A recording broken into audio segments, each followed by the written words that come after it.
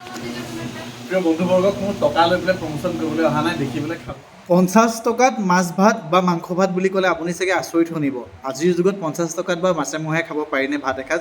তথাপিও আপোনাক খুৱাইছে ক'ত কেনেকৈ সকলো দেখুৱাই আছে। মাছ এইটো মাছ সৰিয়হ দিয়া সৰিয়হ মাছৰ কাৰী হয় এইটো মাছ।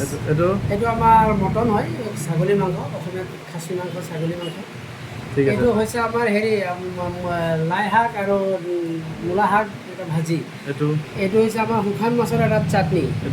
এইটো হৈছে আমাৰ চাল কোমৰা মগু দালি দি এটা চব্জি।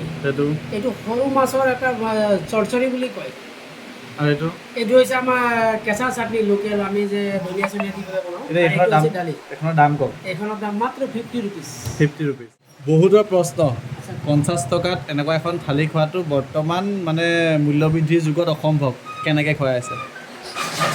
এইখন কথা এটা হৈছে কি, আমাৰ লেখা ঢেৰ মানুহ আছে, সাধাৰণ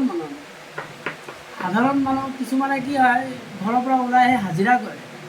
তেওঁলোক কি কৰে, আজি হোটেল এখনত খাবলৈ গ'লে আপোনাৰ নহ'লে 150-200 টকা এটা বিল হয়। তেওঁলোকে হাজিৰা পায় 300 টকা, 150 টকা বিল কেনেকৈ খাব?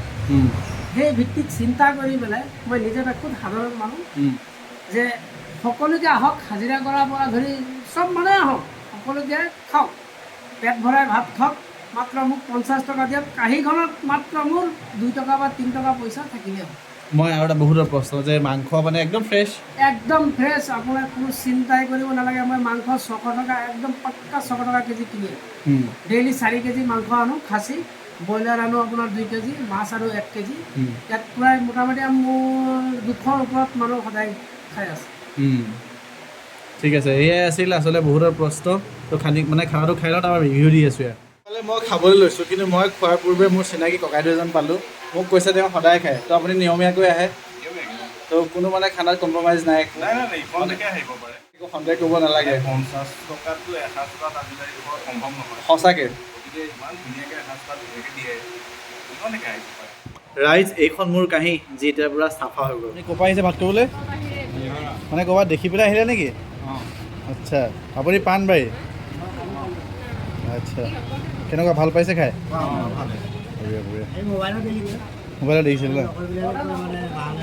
হয়, তো মই তেনেকৈ মোবাইলত দেখি অহা বাৰু। প্ৰিয় বন্ধুবৰ্গক মোৰ টকা লৈ পেলাই প্ৰমোশ্যন কৰিবলৈ অহা নাই, দেখিবলৈ খাবলৈ আহিছিলোঁ, খাই ভাল পালোঁ, ভাল লাগিল। আৰু দুটামান কণ্ডিশ্যন আছিল কি, এটা দেওবাৰে আপুনি বন্ধ ৰাখে, চাউলটো কি জিৰা ৰাইচ, তো চাউলটোৰ কোৱালিটি আছে, তো কোনো ধৰণৰ কোৱালিটিত কম্প্ৰমাইজ নাই। আহিব পাৰে, আমটেঙা পৰা সোমাই দেখিব, পল হোটেল নহয় জানো? জ্যোতি পল হোটেল সোমাই পাবহি, দেখিব আপোনালোকে, আহিব, সকলোৱে খাব আৰু তেওঁলোকক সাহস দিব।